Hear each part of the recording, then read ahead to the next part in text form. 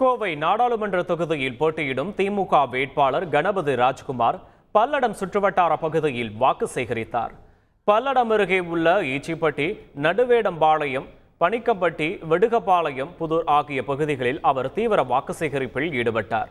அப்போது விசைத்தறி தொழிலில் உள்ள பிரச்சனைகள் தீர்த்து வைக்கப்படும் என்றும் விடுபட்டவர்களுக்கு மகளிர் உரிமை தொகை பெற்றுத்தரப்படும் என்றும் அவர் உறுதியளித்தார். மக்களுடன் இருக்க வேண்டும் என்பதற்காகத்தான் உள்ளூரைச் சேர்ந்த தனக்கு தேர்தலில் போட்டியிட முதல்வர் வாய்ப்பளித்துள்ளார் என்றும் அவர் கூறினார். இன்னும் உங்களுக்கு நல்ல பல திட்டங்கள் முதலமைச்சர் வச்சிருக்கிறார். இதையும் மனசில் வச்சுக்கோங்க.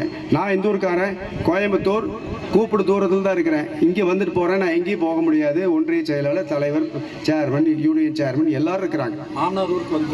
ஆமாம், என்னுடைய மாமனார் இங்கே நாதகவுண்டபாளையம் தான் பக்கத்தில்.